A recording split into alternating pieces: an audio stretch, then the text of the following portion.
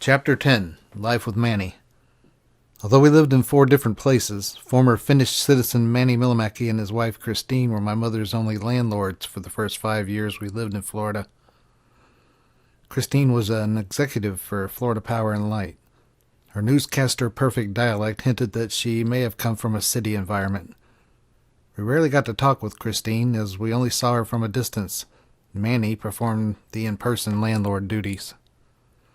The first 3 places I called home were located at 701 South K Street in suburban southeastern Lake Worth. It was a corner house converted into a 4-apartment configuration directly across the street from South Grade Elementary, the school I attended. Manny and Christine lived in the middle apartment. It was the original main section of the sprawling layout. Mom rented a small efficiency above the garage for $75 a month, a budget-friendly rent when one was needed. We soon moved into the actual garage apartment, which was an appreciated upgrade. Chuck moved from Kentucky once we had a place big enough for the 3 of us. I slept on the couch. As cramped as that was, it was a normal setup for me. We came from an attic efficiency in Louisville to live in a cottage with my grandparents, so the compact arrangements were nothing new. I value spending my early years in small places because it added grandeur and expansiveness to almost all the places I've lived in since. I'm still at ease in abbreviated abodes and feel safe in their constructed cocoonery. In addition to 701 South K, Manny purchased 2 buildings at 826 South Federal Highway, 3 small suburban blocks from the Intercoastal Waterway. The front building was a 2-story triplex. The 2 ground-level apartments were terrazzo-floored 1-bedroom units. One large apartment encompassed the entire 2nd floor. That was the unit my landlords moved to from the center apartment at 701 South K. The second building Manny bought was a much older stucco surface 2-bedroom wooden house 10 feet behind the newer 2-story triplex. It was evident that the newer structure was built in the front yard of the old house. The rental of the house was offered to Mom and Chuck. It was so old and worn I wouldn't have been surprised to find out that Ponce de Leon's men made it from the timbers of a crashed galleon. The floor was tilted like the ones at a Batman villain's lair. The slant toward the ocean was subtle but enough to notice. The floorboard slabs were puckered upward from 10,000 moppings. The stucco work on the ceiling had an intricate yet Cro-Magnon cave wall look to it. This was a plus because I had something to look at when taking mandatory naps. I would search for random shapes that remotely reminded me of an actual object. It was the indoor equivalent of cloud watching. Manny was a perpetually imbibing lager lover. He drank beer at a pace that we should all drink water.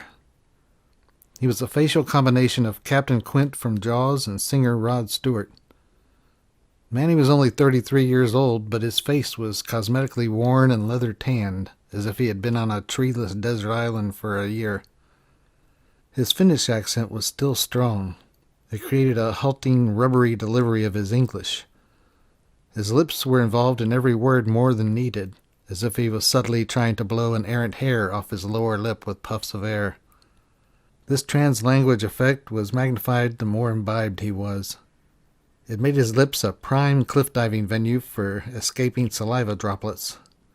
I learned early in life to talk with a drinking person at an angle, keeping an eye on the direction of the wind. Once in a while, Manny muttered a word he wasn't sure about pronouncing correctly, omitting the vowel sounds which created a phonetic traffic jam. This mumble-speak was entertaining in a game show sense.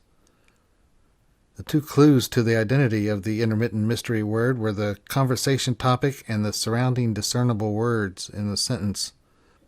Sometimes his accompanying facial expression helped but could be misleading. I never thought less of anyone with broken English.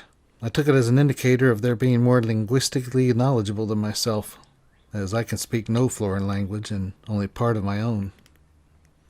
Manny was comically boastful of his home country being better than America. He once said, "We have better stars in the sky over in Finland." He said it with his bottom lip displayed prominently while nodding his head, as if he were quoting a scientific fact. The The intensity of his flamboyant boasting and jocularity depended on the amount of alcohol he had ingested. The rear deck of Manny's second-floor apartment was sizable. It was half the width and length of the triplex. It had stairs that led to the 10-foot access area between his building and the time-tilted cottage it was built to replace. That is, our home. Manny introduced our family to Speedos, swimming trunks known for using less material than a stripper's thong. His 6-month pregnancy-sized beer belly created the illusion that he was naked from certain angles.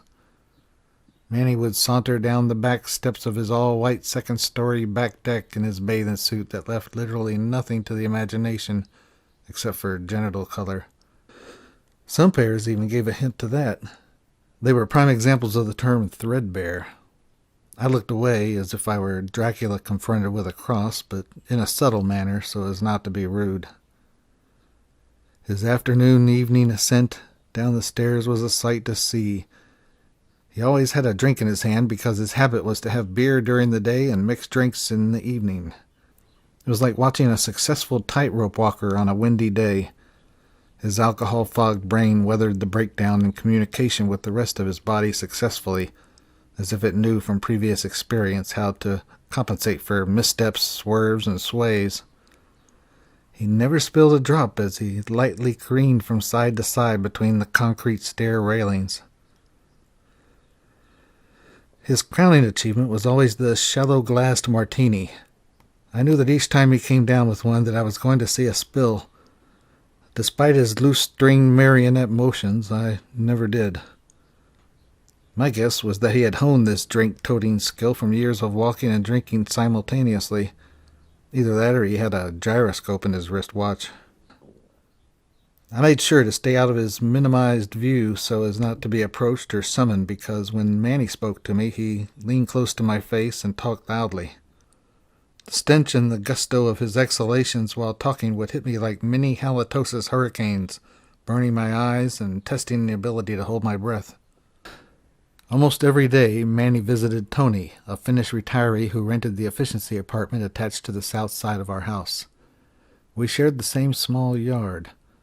Manny's route to Tony's efficiency took him past our front porch. We knew the drill when he was sighted in the afternoon or evening, or any time he lacked the proper apparel to conceal enough of himself. We were to maintain silence until he was inside our neighbor's apartment. It wasn't a fear or apprehension-fueled avoidance. Rather, it was that we knew logic and reason would be absent from any interaction and would be a fertile soil for misunderstanding. The person fortunate enough to see Manny first retreated to the house until he passed like a jolly zombie. If he was really smashed and had underestimated his ability to maneuver, he would slow down his organized stumbling strides to a snail's pace. He resembled a Thanksgiving Day parade balloon in these instances. Grandma, who sometimes sat on our screen porch, knew to go into silent mode when she saw Manny navigate his way precariously down the back stairs. Her 10-year-old replaced hip joints kept her from getting up stealthily. One day she dropped a knitting needle on the wooden porch. Manny's shoulders slowly followed his head as he turned to his left and saw Grandma through the dark nylon screen as she leaned over to retrieve her yarn-manipulating device. He made a wavy beeline for the screen door at the right end of our porch. Manny looked down and smiled as if he already knew what he was going to tell her. I was out of his field of vision and repositioned myself to face Grandma, unseen and unnoticed. He stood next to her seated figure. Her position silhouetted his Scandinavian skivvy content against the backdrop of Grandma's face. I felt as if I were watching an artsy Swedish film. He stood with a controlled shudder, as if strong winds were hitting him from different directions. His cocktail-compromised cranium was already engaged in conversation, which left his subliminal physical balance on autopilot. Trapped in her favorite rocker, Grandma looked down at her knitting project to avoid seeing his silk-pocketed Finnish flopper flailing about a foot in front of her. The look on Manny's face told me that he didn't realize his invasive closeness. Grandma couldn't make heads or tails out of what he was saying, as his thickly accented English was even more hobbled by his highness. She reacted to the changing emotions and inflections in his voice, wearing a constant smile, sprinkled with laughs whenever he laughed. Mom appeared at the door that led into the living room. She listened for a moment and realized that Manny was telling Grandma an X-rated joke. She interrupted him with a vocal greeting, knowing that she was going to need time to think of a way to avoid hugging this nearly naked man. "Mom," she said, "I need you in the kitchen." She delivered the next line with a swiftness and smile that implied that the conversation had already ended. "Goodbye, Manny. Take care of yourself." He paused for a second, allowing his brain to take in the illusion that he had told the whole joke, and merrily went on his way. Manny exited the porch and crossed the small yard to the efficiency that he had rented to Tonno Grandal, a longtime Finnish drinking buddy. Manny said Tonno still had a Nazi bullet in his brain from World War II when he was in Poland. The bullet was in a precarious position, hence the decision to leave it in place. He was like a silent, drunken, hairless circus bear. He caused no trouble or ruckus. Tonno's transportation was a bicycle that looked as if he had had it since World War II. It was a flat, black-colored, muscle-bound beach cruiser-style bike, something that could hit a landmine and still get you home. The basket mounted on the front was big enough to drop a friend off on the way, with a couple of smaller but just as sturdy baskets on each side of the rear tire. Beer and groceries were his usual haul. I took out the trash one night and saw Tonno leaning his bike up against the wall of his efficiency. He was closer to the wall than he thought, and the extra energy he put into leaning the bike turned into an unintended push away from the wall. His brain had not figured out what was going on. He fell backward with his arms still out in a bike-leaning position. Luckily, there was only grass and shell rock behind him, dampening his impact. I checked to see if he was all right. He waved me off in an attempt to make it seem like he had meant to fall. I believe his alcohol-enhanced flexibility allowed him to withstand the impact of his falling tree-like descent. One night we came home to find Tonno in the same place on the wall, leaning against it and sobbing. Chuck asked what was wrong. He said he couldn't find his door and he was tired.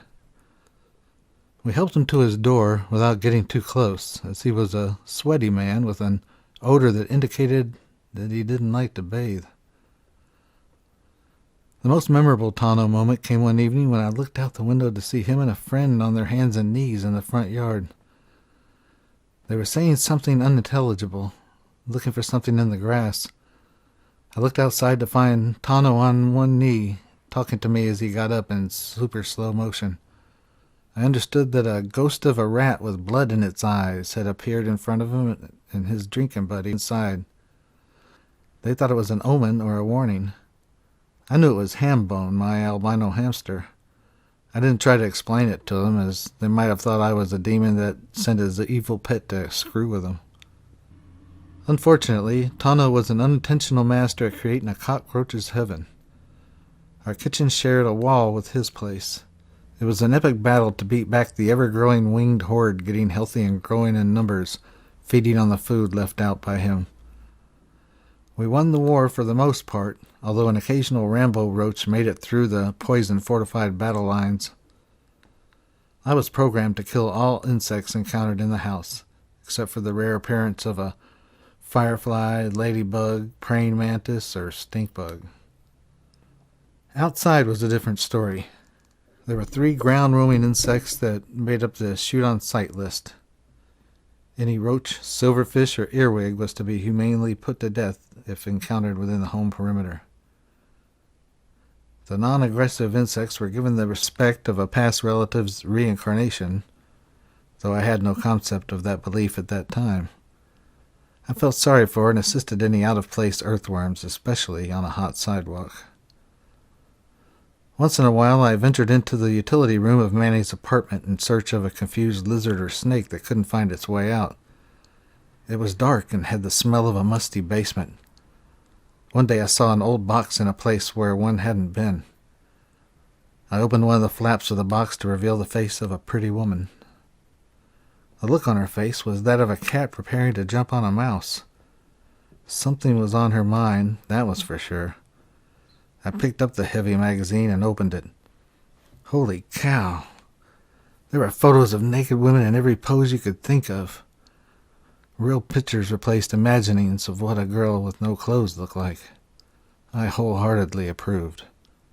Their lady parts were hidden by small toupees they had glued in that area, which left some mystery intact for this 11-year-old's remaining imaginings. I was also attracted to the format of the Penthouse magazine I was paging through. Cartoons, short stories, and a plethora of other entertainment was well represented. There was a box of them as well as some Playboys. I peeked outside the utility room to survey the area for potential pop-in guests and found the area safe. I returned to the utility room of sin. I woke up the next morning with my first case of tennis elbow. I sat in that utility room the day before and looked at every page of all 25 magazines in that box. I had slightly strained my left elbow from making a page-turning motion 2,500 times to view 5,000 pages. Granted, seeing the pics of the naked ladies was great, but my hormones had yet to mature, so there was no physical signs of appreciation. It sounds crazy, but it was the maturity of it all. The humor, the articles, the cartoons, and ads were all so worldly. I'd been effectively sheltered from the world's decadence, and our religion had a long list of items and functions that fit that bill. The contents of that box actually prepared me for my future encounters with the real world. It let me know what existed beyond the gates and the dwellings of the just. I read every word in those 25 magazines. The stories, the jokes, the political articles, as well as letters to the editor and Xavier Hollander's column, Call Me Madam. To this day I get a primal, pleasant reminiscence of naughtiness whenever I encounter a room with the same earthy, musty aroma as that utility room. I'll never forget my life with Manny and Christine, for they were the most formative and fantastical 5 years of my childhood. This section in my life's timeline is a treasure trove of special memories. They were experienced in an aura of residual stability and the warm glow of a complete and loving household. It allowed me a chance to grow up enough to weather the coming storm clouds for a family.